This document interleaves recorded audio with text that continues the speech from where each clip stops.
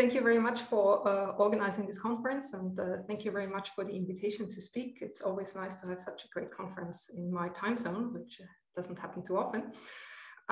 So yeah, I want to report on some joint work with Emanuel Scheidecker and Thorsten Schimanek on certain types of Calabi-Yau threefolds that we considered. And yeah, so it's a very long paper, and it's going to be a very biased perspective. So if you invite any of the other two co-authors, you will probably get a completely different talk. So my apologies to those people in the audience who'd rather have another talk about this.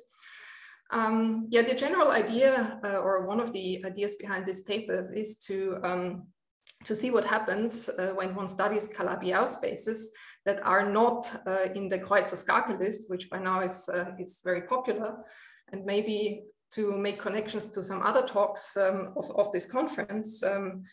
Timo, in his very nice overview of the swampland and F-theory landscape, told us that there are all kinds of bounds for certain properties of mathematical properties of, say, also Calabi-Yaus that come up from string theory perspectives. And the Calabi-Yaus that we know and are familiar with usually don't come very close to these bounds. So one aim of this paper was to come up with Calabi-Yaus that have properties that you would not necessarily see in the standard examples that people like to look at. So yeah, this is one of the ideas of the paper. So this is the outline of my talk. So since the paper is more than 150 pages long, and we have looked at this from many, many perspectives, I will start off with giving a more or less executive summary of all the kinds of things that we did in this work, which should also give a bit of motivation to look why this is interesting. And then I will take the perspective which I'm personally most comfortable with, which is to analyze these types of Calabi-Yaus using a two-dimensional supersymmetric gauge theory, which is the gauged linear sigma model. And in this context, we will have to look at gauged linear sigma models with non-abelian gauge groups. And then, well, depending on how I'm doing with time, I will certainly introduce, I will discuss the types of Calabi-Yaus we looked at, which are genus 1 fibrations. And for this, we will first need an elliptic curve to fiber over a base manifold, which I will call the 1D Rötland model. And then I will, depending on time, discuss one or two examples of these types of fibrations that we discuss. All right, so let's go on with a bit of motivation and the various angles that we can take to approach this type of Calabi-Yaus. And one of the motivations to start this project actually came a bit out of F-theory. So I'm not going to claim that I'm an expert on F-theory, and this is more or less all I'm going to say about F-theory in this talk. But as I'm sure everybody here knows, that F-theory requires or needs elliptic or genus 1 fibered Calabi-Yaus. I should also say a bit about the terminology I'm using. So I'm mostly going to be interested in Calabi-Yaus which have n sections, which I'm going to mention in a minute, and I will call these genus 1 fibrations. And to contrast that with elliptic fibrations, which would not have any of these n section structures. So yeah, so this is like one way we would like to look at elliptically fibered or genus 1 fibered Calabi-Yaus. And what we focused on in our constructions are Calabi-Yaus with n section. So an n section means that you have a section of your fibration that intersects the generic fiber n times and not less. So this also means that you have some n-fold branched cover over the base manifold you're fibering over. And in the language of F-theory means that this translates into having a discrete symmetry, namely a Zn symmetry.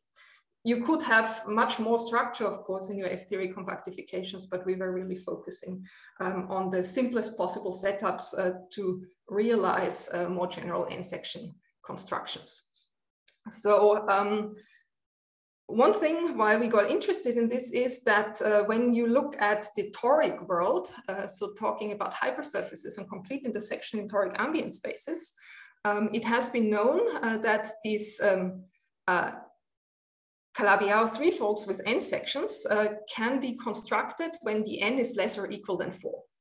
So one natural question was to ask, is it possible to construct Calabi-Yau threefolds which have which have n sections with n larger than 4? And what you have to do in order to realize that was actually to leave the realm of toric geometry and to move to more general algebraic geometric constructions. And you can do this from various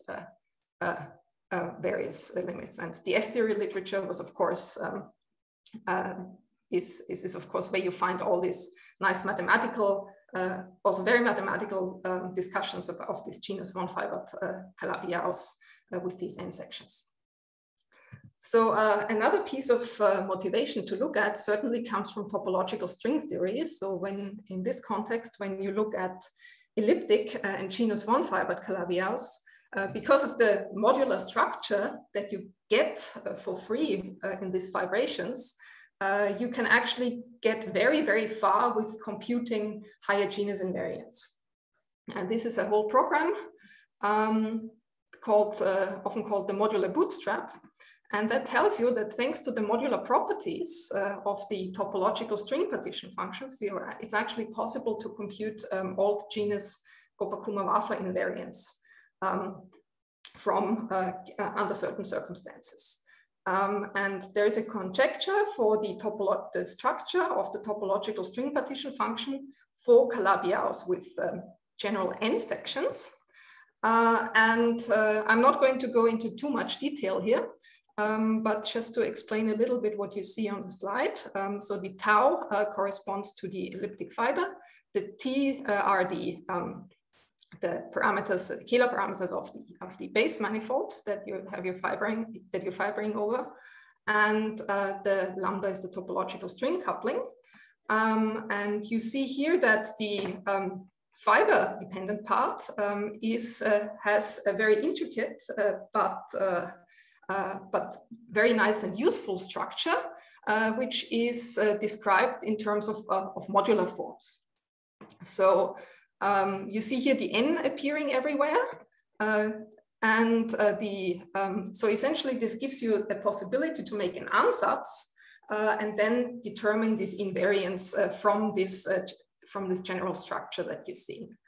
And the functions here, these phi's, these are certain modular forms, and in this context, this will be Jacobi forms of gamma 1n. I'm not going to give a definition, but I just want to give you a flavor of what this structure looks like. And in our analysis of this Calabi-Yaus, these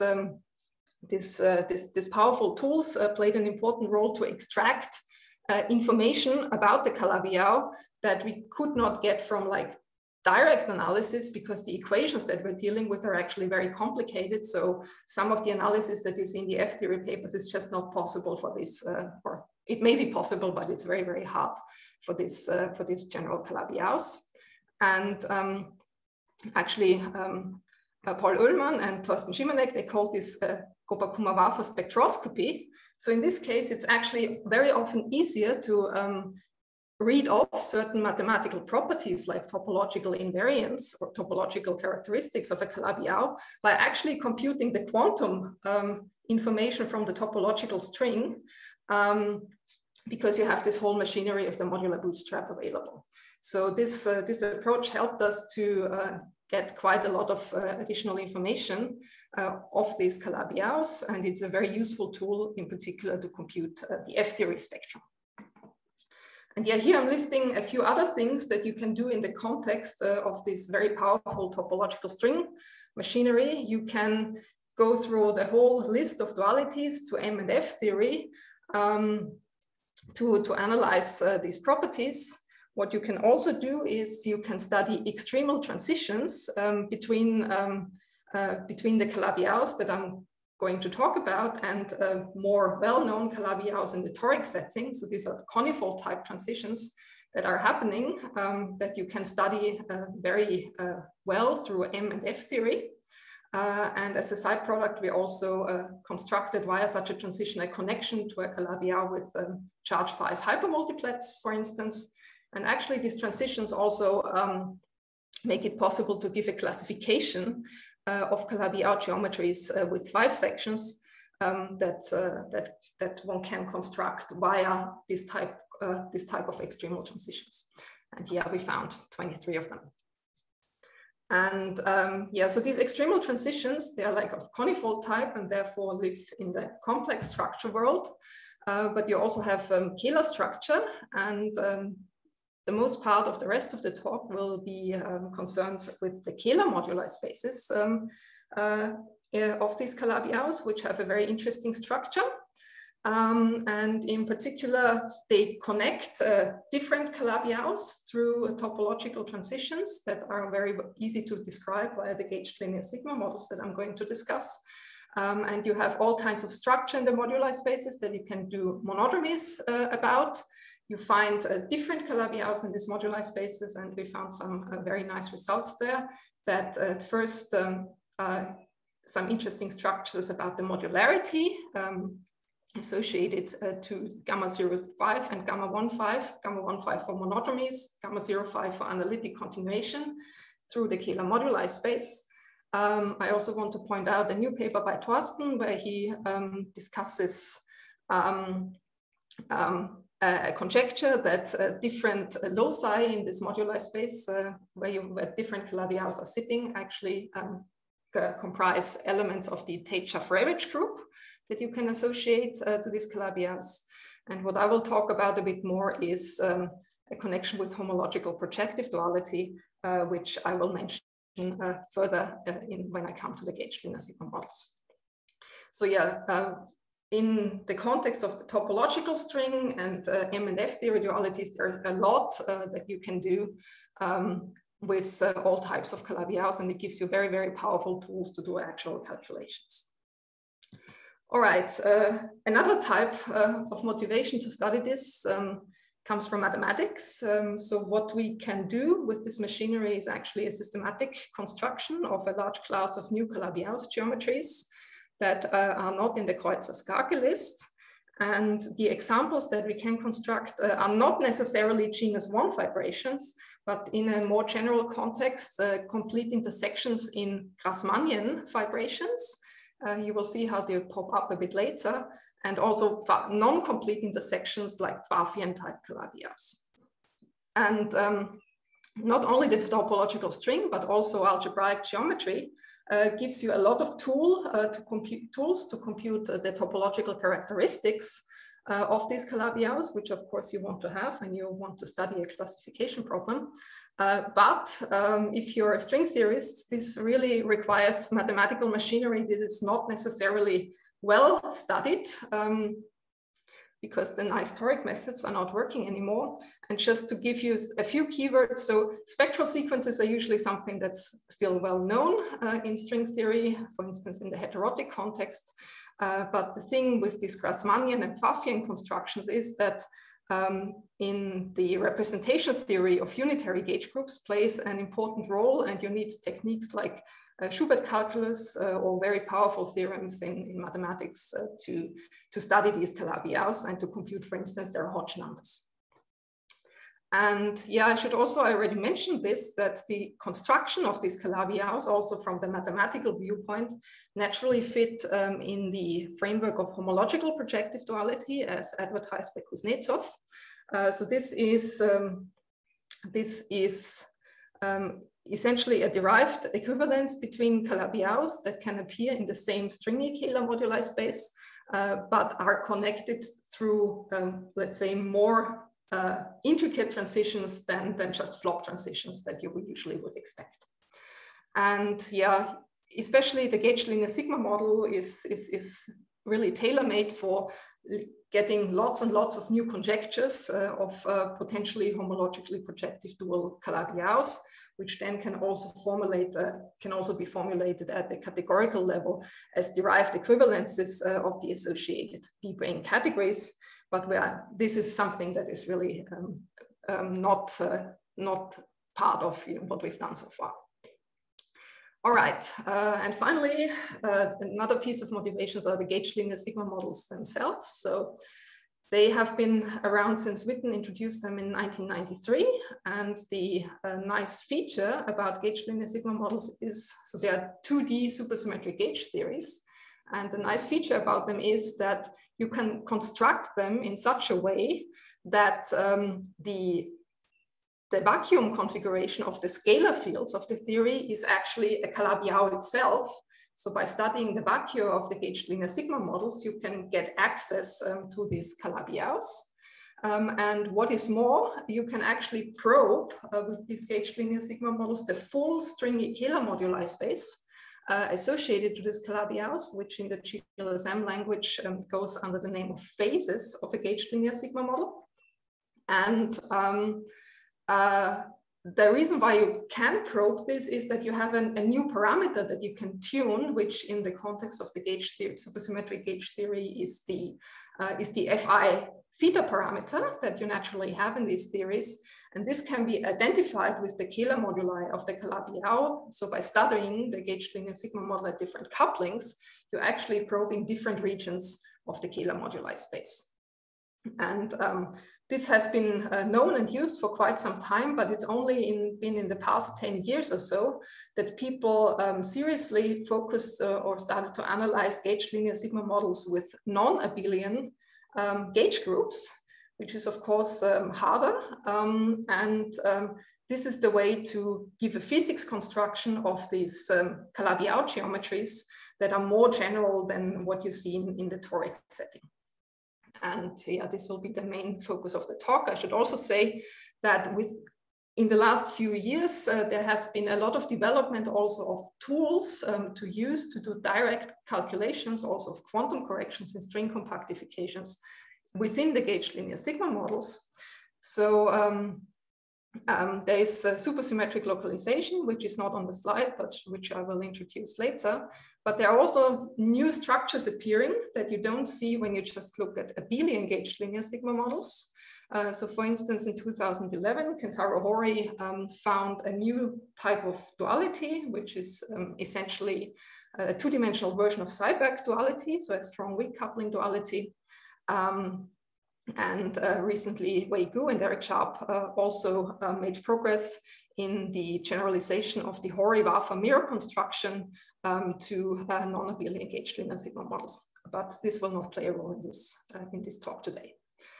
And yeah, the idea is now that since you have this gauge linear sigma model and the Calabi-Yaus are vacuum configurations, and you can actually probe the moduli space and you can find other vacuum configurations that correspond to different Calabi-Yaus, you make a connection between different types of Calabi-Yau manifolds. And the conjecture that comes out of the gauge linear sigma model is that the suitably chosen derived categories associated to the Calabi-Yaus that appear in different phases of the gauge linear sigma models are actually derived equivalent. And this is also the formulation of the homological. It's probably more general than the formulation of homological projective duality, but homological projective duality certainly falls into this class. So yeah, this is sort of a broad overview of approaches why it can be interesting to study certain type of genus one-fibered Calabi-Yaus outside the toric regime. The way that the GLSM accesses this is actually the fact that there are certain type of elliptic curves that can be realized via non-abelian gauge linear sigma models. This is actually something that I discussed quite a while ago in a paper with Kentaro in 2013. So it only took like 8 years to finally take this and fiber it over P2. But I guess this is how it goes. So the main motivation of our project was, can we construct genus one fibration using these non-abelian GLSMs? And the properties of these elliptic curves already pointed towards the fact that we are actually going to get, in particular, these 5-section geometries that could not be constructed, for instance, doing F-theory in Calabi-Yaus in a Turing setting. All right, so this is the broad overview. If you have questions, just speak up or hit them on chat. And other than that, I will now go into detail and first give you more data and structure about the gauge linear sigma models, and then move on to discuss the elliptic curves and one or two examples of these Genus 1 fibered Calabi-Yau threefolds that we constructed that have 5 sections. Okay, so if there are no questions, let me go on and introduce the gauge linear sigma model for those who may not be so familiar with it. So a gauge linear sigma model I could write down an action with a lot of fields and a lot of fermions and a lot of gauge fields. But since I will only be interested in the vacuum of this theory, actually all I need to give you is the symmetry groups, a few representations, and the scalar fields, because the vacuum of the theory will be governed by the configurations the scalar fields are taking. So this is more or less a very mathematical formulation of the gauge linear sigma model, and you will not see any fermions or actions floating around. All right, since this is a gauge theory in 2 dimensions, we need a gauge group, which we assume to be a compact Lie group. We will have a bunch of scalar fields. In particular, we will have chiral multiplets, and the scalar components live in some vector space that I denote by V, and I will call them phi I. And well, we have we're going to have quite a few of them, depending on what kind of Calabi-Yau we want to construct. So of course, these fields will be charged under the gauge group. So that's why I have to introduce a representation. And this is actually, at this point, is actually where the Calabi-Yau condition enters into the GLSM formulation. Namely, normally a representation would be a map from the G group into the general linear transformation on this vector space. But we are going to make the restriction to have this to be a map into SLB. Which can be connected using some anomaly argument to the vanishing of the first germ class of the Calabi-Yau we're going to construct. So this restriction on the representation actually is a way to implement the Calabi-Yau condition in this supersymmetric gauge theory. Because we're having a 2,2 supersymmetric theory, we also have a U1R symmetry. I'm only writing down the vector U1, and the fields will be charged under this U1, and I call the charges Ri. And to really write down the gauge charges of the fields, I also need to introduce the Lie algebras of the gauge group and also its maximally commuting subgroup, because we're going to have abelian groups. We can always take a maximal torus inside our non-abelian gauge group. And then the gauge charges, which I will denote by QIA, take values in the dual of the complexified Lie algebra of this maximal torus.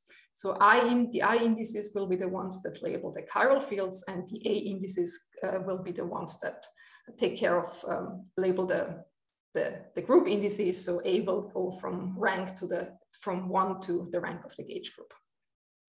So far we have chiral scalars and their charges. And the next thing I introduce is this parameter that I'm going to identify with the Kähler modulus. So this is the Fi theta parameter of the theory, which takes values in the dual of the Lie algebra of the gauge group. And I can write it as, well, it's a complex number. So the real part will be the Fi parameter. And then you have an angular part, which is the theta angle, which is 2 pi periodic. And you have 1 non-zero 1 per rank dimension of the gauge group. And these are the parameters that will be identified with the Kähler moduli of the Calabi-Yau. So in addition to that, I also need I also have a vector multiplet in my supersymmetric gauge theory. So I will denote the corresponding scalars by sigma. They play a different role than the scalars in this case, as we will see. And then finally, the Calabi-Yaus I want to construct with these models, I want them to be compact. This is realized by having a non-zero superpotential, which will be, in our case, a polynomial in the scalar fields, or actually in the full chiral multiplet, but we again only going to reduce to the scalar components, which has to be gauge invariant, and it has to have a fixed R charge, which I will choose to be 2. And this is more or less all the input data that I will need to construct a gauged linear sigma model. And what we can, of course, do is we can consider different gauge groups and different field content, and we will make sure that this Calabi-Yau condition is satisfied, which essentially means that the gauge charges of the chiral scalars will have to add up to 0. Okay, so this is our data, and the next thing one does is one looks at the classical vacuum of the theory, which will then give us the Calabi-Yau configuration. So the classical potential of this theory is well, a rather complicated nonlinear expression that contains, well, a gauge coupling, which will not play so much of a role here, but the sigma fields and the phi fields I just introduced, and some d-term and f-term equations, which I will specify on the next slide. So to get the classical vacuum, we have to find the zeros of this potential. And since all these terms are squares, we will have to set each term to 0 separately. And it's usually very difficult to find all this vacuum in these constructions, but there are some cases which correspond to the Coulomb and the Higgs branch, which are somewhat easy to see. So the Higgs branch will be the one where all the sigma fields are 0, which means that the first 3 terms are vanishing, and as usual, the vacuum will be determined by the solution of the d-term and the f-term equations. So if we do that, I can also specify the d-term, at least in a very condensed way. So there will be examples soon. So the d-term is specified by a moment map, which takes the scalar field. So this is a real equation. And what's important for the discussion of the phases of the gauged linear sigma model is that the Fi parameter makes an entrance on the right-hand side of this equation. So that also means that different values of the Fi parameter will lead to different solutions of this equation, and that essentially is what determines the phases of the gauged linear sigma model and what will determine the parameter space, which we will identify with the stringy Kähler moduli space into chambers, which are then more or less the Kähler cones that you know from the stringy Kähler moduli space. Yeah, and typically, of course, when you look at a vacuum, you will typically break some or all of the gauge symmetry, and this is also what's going to happen here. That's also why it's called the Higgs branch. You have some kind of symmetry breaking taking place, and the f-term equations they are totally standard. So you just compute the extrema of this potential superpotential that I just introduced. All right, so the classical vacuum will just formally be described as the combination of the solution of the d-term and the f-term equations. And you see here in particular in the second term over there, if you choose the gauge group to be U1, you will actually recover the definition of a toric variety as a symplectic quotient, which you then intersect with the solution to the f-term equation, which constructs for you some kind of intersection in this toric ambient space. When you have a more general G, you already see at this level that you will not get something that is related to a toric variety. Okay, so this is, so far I've discussed the Higgs branch. We also have a Coulomb branch in the theory, which will be dominated by the sigma fields. And in the classical analysis, you can actually show that this scalar potential that I just had on the previous slide will actually be 0. When you set the phi's and the Fi parameters to 0, and the sigmas can get any value classically, so you will have a non-contact direction. And you actually need to look at quantum effects to see that they are going to be constrained by a potential. And this is also something that gives us important information about the Calabi-Yau itself. So when you compute one loop corrections, you find that the sigma fields get constrained by a potential here, by an effective potential. And I have introduced all the quantities. So the T is the Fi theta parameters, the Qi are the charges, and the alphas here are the positive roots of a gauge group. So this is a contribution you get, you only have in the non-abelian case. If you compute the critical locus of the effective potential, you will actually see that this Coulomb branch gets lifted except at some codimension 1 loci in the parameter space. And it's actually this, the solutions to the critical set of these equations, which will, in the Calabi-Yau language, determine for you the discriminant, or in the mirror language, the conifold loci. So this is another, so the Coulomb branch gives you information about where the conifold locus of the mirror Calabi-Yau would be. And another thing is, since these walls between the phases are actually only there in codimension 1, you can actually smoothly interpolate between the phases by avoiding the singularities. So that means, well, in a geometric language, that you can analytically continue beyond the boundaries of the Kähler cone.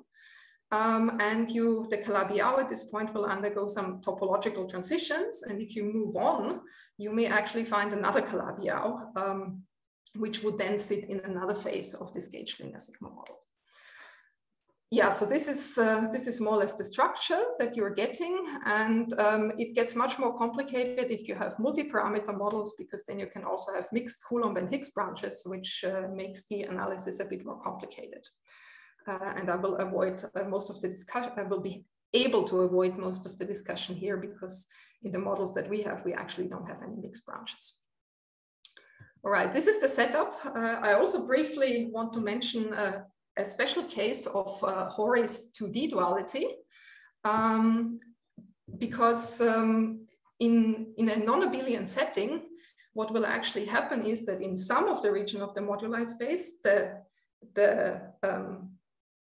broken symmetry group in the vacuum will actually still be a continuous group. So for instance, an SU2. And therefore, the low energy theory of the gauge linear sigma model can be strongly coupled. And strongly coupled theories are usually very hard to analyze.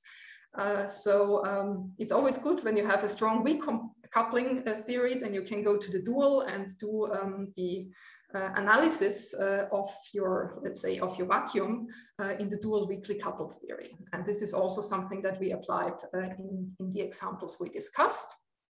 And I will not go into much detail here. This is just a special case that will be relevant for the examples to follow. So you have a gauge group, you have a dual gauge group, you have so the gauge group has rank K, you have n fundamental fields, and the dual group is related to the original group via this combination here in this setup.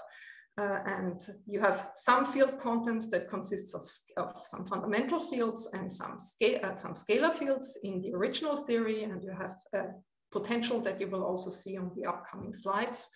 And then the dual theory has fundamental fields that transform in the fundamental representation of the dual gauge group.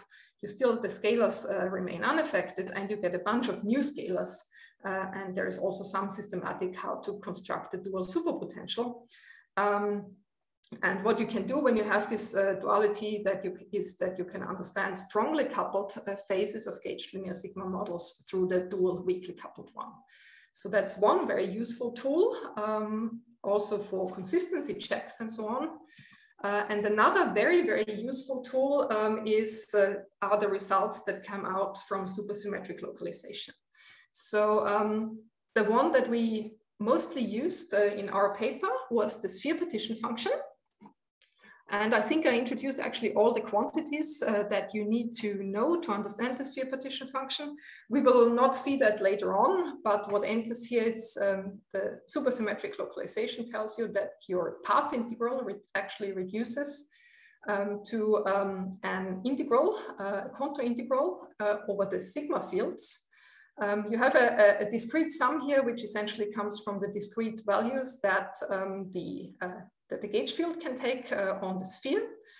Here again, you have the positive roots of the gauge group, and then from the one loop determinants, you get a bunch of gamma factors whose arguments depend on the gauge charges and the R charges of the fields. And then from the classical contributions, you get an expression that again depends on the Fi parameters, and the theta angles. And the idea with this sphere partition function is you can access, you can compute this in various phases of the gauged linear sigma model by again tuning the Fi parameters to specific values. And then this is, you can close the contours in such a way that the result is going to converge. And in this way, you pick up certain poles of these gamma functions.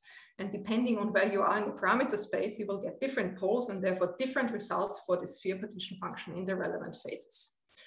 And the reason why this is interesting is actually that it has been shown that the sphere partition function computes the exact Kähler potential on the Kähler moduli space of the Calabi-Yau, on the stringy Kähler moduli space. And as we have heard in the previous talk, everything is determined by the periods.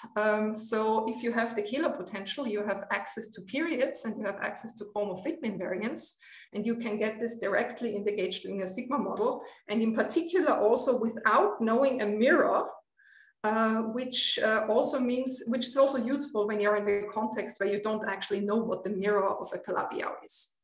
So this is a very powerful tool that is very useful in the context of non-abelian gauged linear sigma models. And once you've computed the sphere partition function in a given phase, you can actually extract from this information the information about the periods and also the associated Picard-Fuchs operator.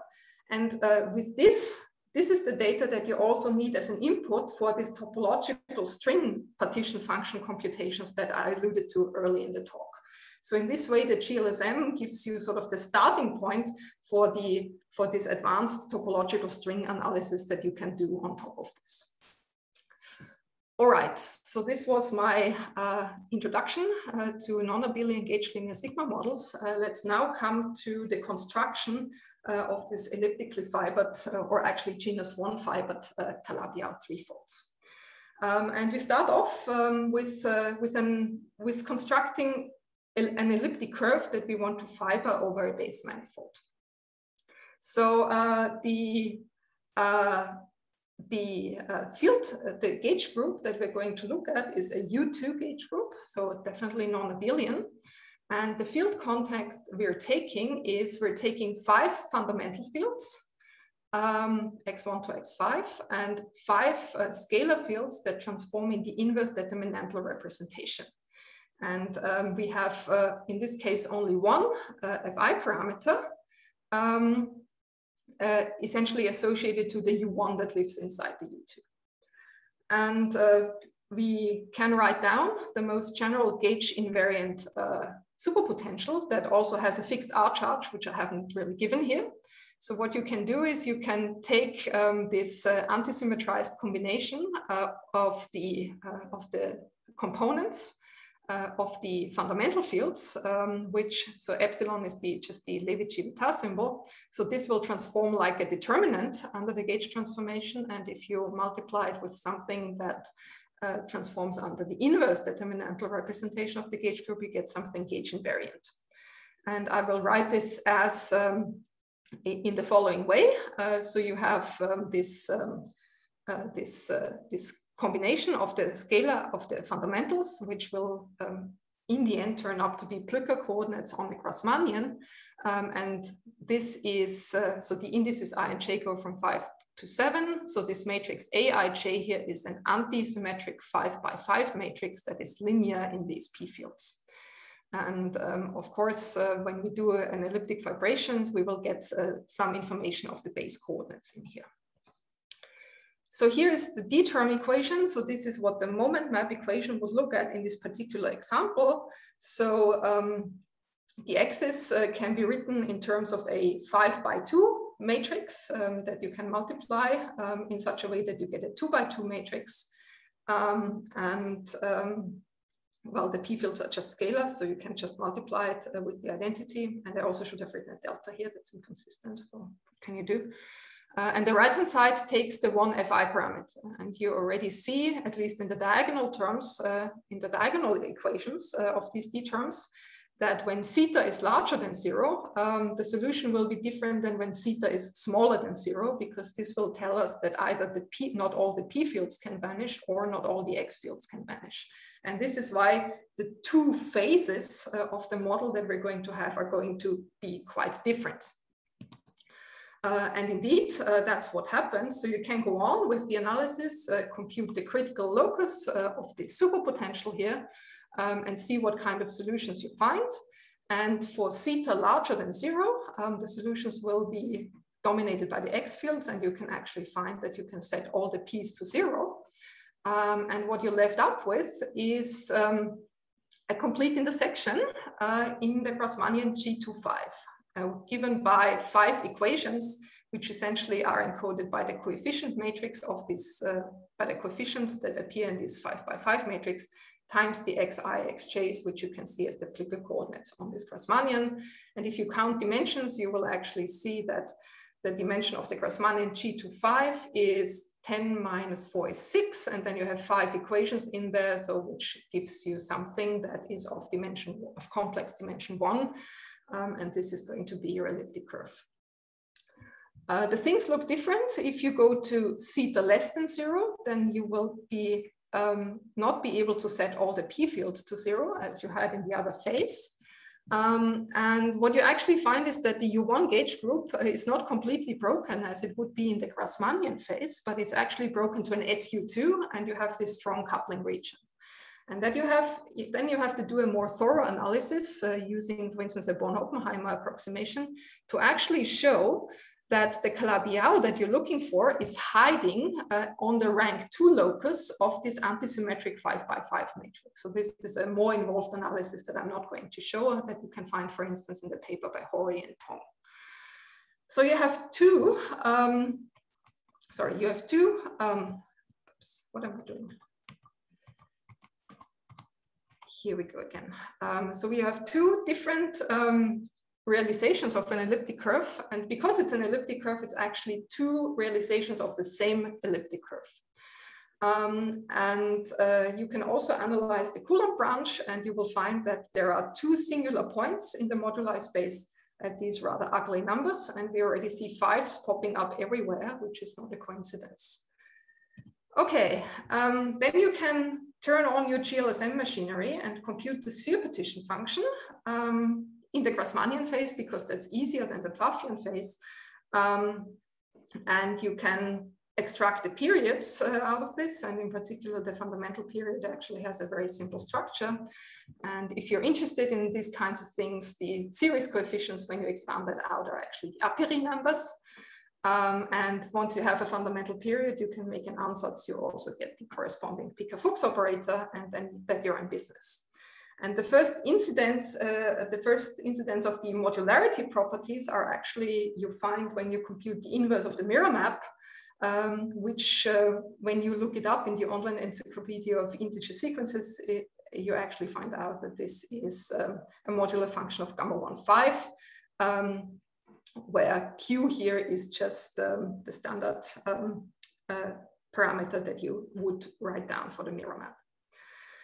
So this is what you get directly out of the gauge linear sigma model. And what we've done now in the paper is that we've taken these 2 equivalent elliptic curves, x0 and y0, that I've just constructed, and computed fibration over this over some base manifold. And we really wanted to have this as a proof of concept, so we didn't want to compute any, realistic F-theory models or something like this. We just wanted to show how this works and that we indeed get these 5-section geometries. So we really focused on the simplest examples, which in this case will be 2-parameter models. So we'll get an additional Kähler parameter from the base manifold. And what we mostly focused on is fibrations over a P2. And ideally, the simplest thing you would want to do is to construct a trivial fibration. So just have x1, x0, and y0 over P2 times P2, and then some intersection or something in this. And this works, but actually you have two different GLSMs, one that realizes a trivial vibration with x0 and the other one that realizes a trivial vibration with y0. And this would be the two examples that I will briefly go through in the next few slides. So both of the examples that I'm now going to show that construct these vibrations are GLSMs with gauge groups U1 times U2. So the U2 structure will be exactly what we've seen before, and we get an extra U1, which essentially will encode the parameter of the P2 that we are fibering over. So yeah, this is the first GLSM. And actually, I should say that different constructions of this exist. Embarrassingly, I have to say, I was involved in one of these constructions, but it was really, really late in the project that I realized that I had constructed these Calabi-Yaus before, because the formulation in the other papers is actually quite different, and it's the elliptic vibrations, the genus 1 vibration structure is actually quite blurred. And there's also some work by mathematicians who have also already seen these Calabi-Yaus and also made the connection to homological projective duality. All right, field contents is only moderately more complicated than what we've had before. So we still have our fundamental fields, and we still have our 5 P fields that transform as they did before under the U2.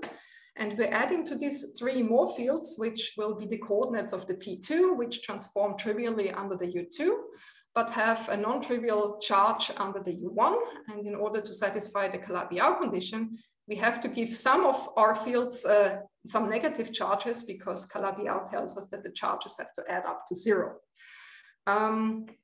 The first model that we looked at, actually, we just took 3 P fields and gave them charge -1, and that's really more or less the simplest thing that you can write down. So the gauge invariant superpotential will have the same structure, of course, as it is for vibrations, as the superpotential of the elliptic curve itself. But if you look at the charges, the base coordinates will now make an entrance, so that the U2, the U1 invariance under the second U1 is satisfied. So this is what you get. And then you can do the same analysis that I just showed you for the elliptic curve. You can look at solutions for the D term and the F term equations, and you can see what kind of phases you have in this Calabi-Yau. And well, there are actually only two different geometries happening here. There's also this dashed line, just means that the F terms are lifting some phase boundary that you think might be there from the D terms. But you have 3 phases. 2 of them realize the same geometry, and another one realizes a different geometry. And if you write this in equations, you see that in analogy, what I had before, there is a grasmanian phase, which will now be a vibration. And that's actually really, it's a codimension 5 completing the section in G2 times P2. So it's like the trivial vibration. And the other X1 phase that you can have is just because of the simplicity of the model and the symmetry, you have a symmetry under the exchange of, under exchanging the base coordinates with the P field. And that's why you get the same geometry. And then there is a Favian phase, just as we've seen before, and you can see that this is realized by the rank 2 locus of this antisymmetric matrix that now depends on both these P fields and the base coordinates. And we ran quite a lot of checks with this. So we checked this with Hori duality and also with various other calculations. And also in particular, we applied this heavy mathematical machinery that I mentioned in my early slides to compute for both geometries the Hodge numbers. So by construction, more or less, of the GLSM, the H11 and the H21 are the same. But the other Hodge numbers, but the other characteristic data that classify a Calabi-Yau threefold topologically are different. So the second term classes are different. And here, if you look at the triple intersection numbers, so the J1 corresponds to the base and the J2 corresponds to the fibers, you actually can, if you know what to look for, you can see just from these numbers here that you'll be realizing a genus 1 vibration and that we have a 5-section geometries happening here. All right. Other things you can do is you can analyze the Coulomb branch to find the discriminant. So in the GLSM language, you get a parametric description of the discriminant, which depends on the sigma fields, so the scalars of the vector multiplets. And you can draw this picture, as you will see on the next slide. Since we also have access to the fundamental period through the sphere partition function and the Picard-Fuchs operator, you can also compare this with the discriminant that you get from the Picard-Fuchs operator, and everything matches up. I'm writing mirror under quotation marks because we don't have a mirror, but we get sort of the data that you usually would get from mirror symmetry out of the sphere partition function. And what's now interesting and an indicator for the homological projective duality is actually, this is the plot of the discriminant. So the horizontal direction is the fiber direction, and the vertical direction is the base direction. So you see here that these two phases, they correspond to the same Calabi-Yau, and actually also the transition there is just you have one wall and you would get, well, it's something like a flop transition. But what happens here is you have these two spikes, so these are actually two components, and that comes from the fact that the discriminant or the Coulomb branch there were two singular loci in the moduli space of the elliptic curve. And these now get stretched to infinity in this vibration so that you more or less get a double wall that you have to cross to get to the other Calabi-Yau. And that already tells you that the transition that you're making from this X1 Calabi-Yau to this Y1 Calabi-Yau will not be an ordinary flop transition, but something more general that actually does fit into the context of homological projective duality. So it's a generalized flop or a grasmanian flop that's happening here. All right, my time is sparse, so let me just say that in this context, sorry. Okay, the previous page, okay? Previous page. This one? Yeah.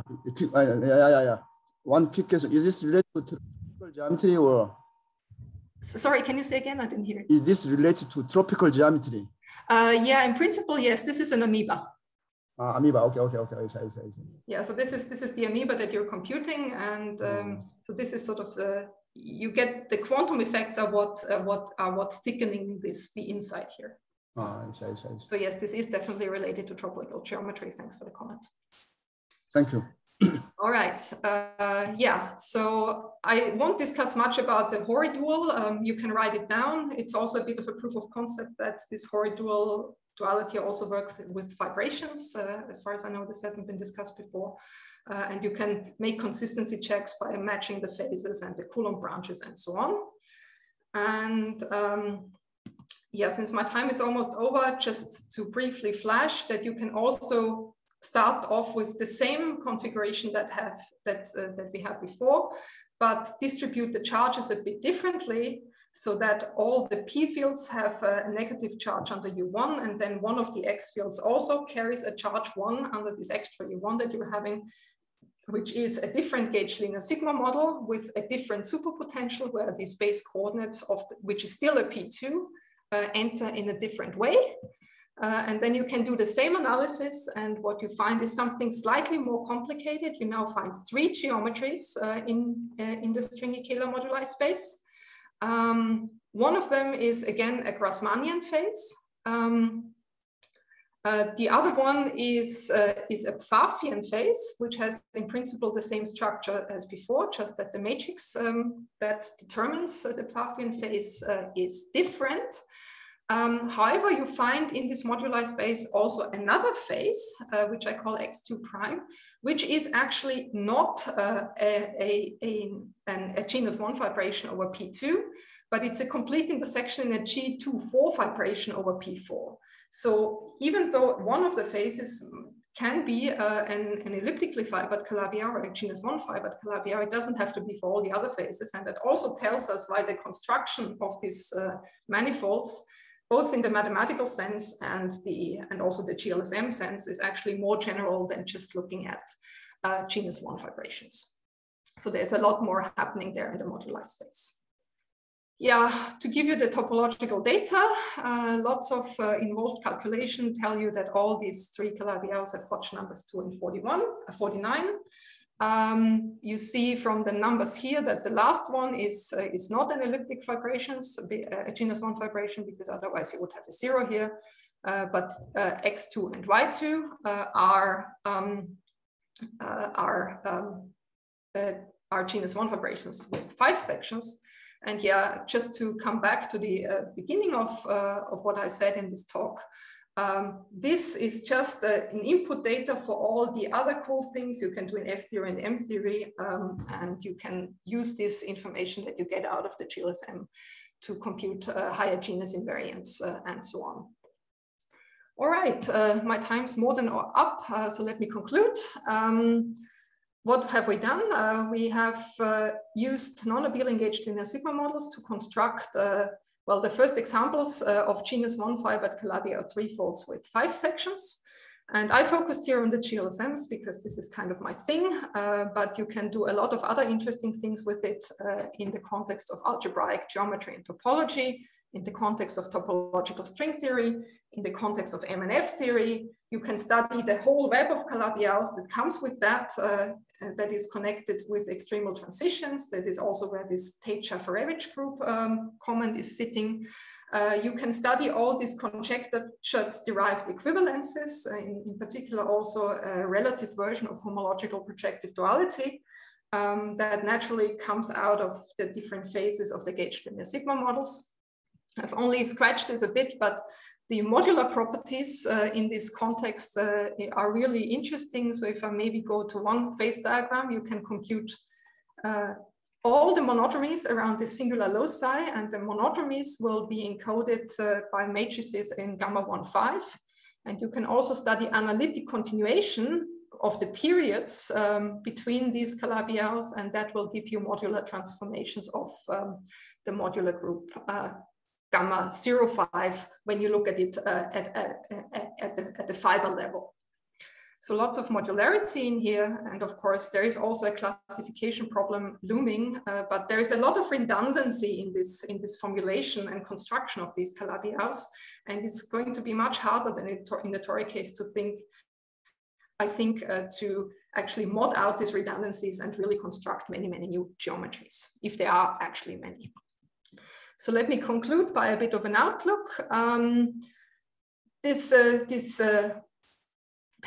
elliptic curve related to gamma 1,5 that I introduced to you is not the only example of elliptic curves that we can realize in non-abelian GLSMs. There is also a version with orthogonal gauge groups, which we are thinking should lead to realizations of elliptically genus 1 fibered Calabi-Yaus with 6 sections. This is currently in progress. There is a whole list of differential operators by both Sakier and Almquist Sulilin, which sort of indicates that there may be more non-abelian elliptic curves, which may lead to geometries with even higher n sections. Well, one can and should do a systematic construction of these new Calabi-Yaus. There are lots of mathematical proofs of conjectures and equivalences to be filled in. And of course, in an F theory and swampland context, it would also be interesting not to study these simple 3-folds, but to also go to 4-folds and maybe even think what kind of interesting phenomenology one might get out of this discussion. So yeah, that's it. Thanks for paying attention. And yeah, I think I take questions now. Okay, thank you, Johanna. Thank you for the wonderful talk. So, is there any question? Timo. Yeah, Timo. Hello. Hi. Thank you, Johanna. This was very nice, very interesting. I assumed you know everything about the fibril curves, presumably, right? And the charges that can appear and everything. Could you say a few words about this, or is this you probably have it all from your I know a little bit about this, but if Thorsten is in the audience, he's probably the expert. So yeah, you find a lot of additional information about this in the paper, but I should say that these Calabi-Yaus are really, really simple. So in the construction that we have here, we only have the set n and nothing else. I see. And could I ask one more question? So the 5 section is, of course, one would expect that it's related to a geometry with 5 sections. So yes, with the rank that's 5. Right. And that's also something that's in the paper. Mm-hmm. Yeah, so there is one of these extremal transitions that you can do, and you can make an extremal transition to a geometry with 5 sections. Yes. I see. And can you guess, or is it clear from this construction if there could be a bound on the number of sections or the n sections? Is there any hint that you see, at least in this construction? Not really. I would not say that that we see much of a bound in this particular construction. And I mean, the only thing I can say is that I know more elliptic curve where I would say that you can get even more sections. But from this construction, the way we looked at it, I would not say that we can say, okay, there is like a magical number and we cannot go beyond that. But then so what's the highest really, you know? Since sorry? You mentioned also in this non-abelian, you also mentioned these non-abelian elliptic curves. What's the highest number that you know there? I'm just curious. So I would have to look that up in my list. Okay, so if we keep this, I'll stay around for the discussion and I'll put never mind. Okay. And I can give you a number, but it's probably, I don't want to say something wrong. So this is a delicate issue. So I'll rather look it up. Okay, perfect. Thank you. But the thing is, we actually don't know the elliptic curves for that. We just know Picker-Fuchs operators and we know mirror maps and we know that they have some certain modular properties. So actually finding the geometries is still an open issue. So only for those which are probably 6 sections, I can give you a geometry. All right, Sungju? Yes, so I have a quick question, probably related to Timo's last question. So is it possible to see just from the data for the fiber, the vibration will have 5 sections? Or, I mean, did you just compute various things to see that it has a 5 section? There was a suspicion because of the modular properties that we saw, for instance, from computing the mirror map. So we essentially knew that there was a monodromy group gamma 1,5 floating around. But that's after you build your Calabi-Yau manifold. That's just on the elliptic curve. Oh, I see. So you know, if you're just looking at the elliptic curve, you have these 2 singular points, and you know you can compute. So actually, most of the information is in the elliptic fiber. And exactly, also, if you look into the paper of these cool things that you can do with this modular bootstrap, it's really all in this fibril information that you get there. Right. And also the monodromy properties that you have, that really descends from what you have in the elliptic fiber. So you know just from the elliptic curve alone that you will have a gamma 1,5 monodromy group. And that is already a strong hint. And that also explains this comment here, because I have another elliptic curve and I know that the monodromy group is gamma 1,6, and therefore, even though we haven't constructed any vibrations out of this, we expect to have 6 sections. So I would say my answer is yes. So you actually get most of the information from the elliptic curve already. But this is not like, so the number of fundamentals, for example, being 5 has got nothing to do with this, I guess.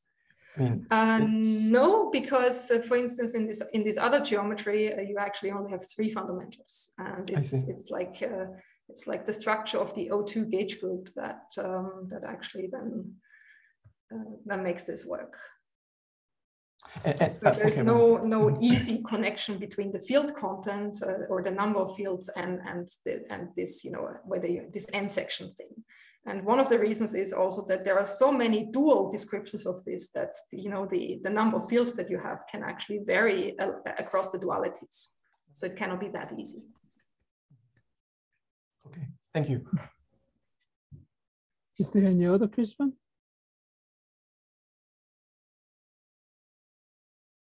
No? Timo, you want to ask again?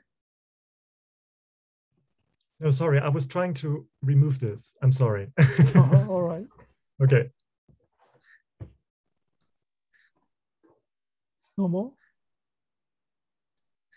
Okay, then let's thank the Johanna again. May I ask you one question? Oh, go ahead. Okay, so can you explain more on the amoeba? Or why does the amoeba appear? So yeah, well, let's say from my physics context, let me go back to the slides. So from the physics context, it wait, let's end the presentation. That's easier like that. So from the physics context, it appears through these one loop quantum corrections that you see on the Coulomb branch. So if you take this this expression, which you can get as soon as you have the gauge linear sigma model data, for instance, and you compute its critical locus, you get conditions that look. I have this here on the example. You get conditions that look like that. So you get some exponential that depends on the phi theta parameter that depends in a complicated way to these scalar fields that you have in the gauge linear sigma model. And if you plot that, you immediately get this amoeba. So that's more or less the solution to these equations. Why are there two amoeba? Why are there two? That's specific to the example. Oh. So that's not, so it's so that the amoeba has two components. That's really something that we observe that often happens in non-abelian gauge linear sigma models, that there can be more components, and this is one example thereof. This would not happen, or I'm not aware of this happening in the toric case, where you could still have different components, but they would then correspond to mixed branches. But these two components really arise on the Coulomb branch. So this is really the discriminant that you're computing. And in the mirror language, you can write down the solutions to this equation in terms of a polynomial of complex structure moduli. And this actually also factorizes. So it's a mathematically quadratic, right? Quadratic curve, right? It's a mathematically the quadratic degree 2 curve, right? Yeah. Well, why does the quadratic appear? Quadratic. Yeah, I cannot really say why this appears. So that this kind of structure appears is not surprising if you look at the vibration structure, because the elliptic curve that I'm fibering over has two singular points in its moduli space. And through this vibration structure, these two singular points more or less are responsible for these two components of the amoeba that you're getting. Okay, thank you. Okay, thank you. Any more questions? Timo? Yes, I do have another question. In these, for the genus 1 vibrations with fewer sections, where one had a hypersurface equation, it was also possible to translate this into the corresponding Jacobian model, into the Jacobian Weierstrass form. Is there any way of doing this for these much more complicated geometries? So in principle, you can write down a Weierstrass equation, but you can't do much with it. Mm-hmm. But you have it. So you can actually write it down. You can actually write it down. It's not very enlightening, and that's where actually this M theory, F theory transitions and this Kopakuma-Waffer spectroscopy is coming in, because you can study these models via extremal transitions, these Jacobian models, and sort of to get access to this. It's not really feasible to look at the Weierstrass form and to look at these equations, because they're so complicated, but rather to analyze it indirectly and to access the spectra indirectly through these extremal transitions. Okay. Right. Thank you. Thank you.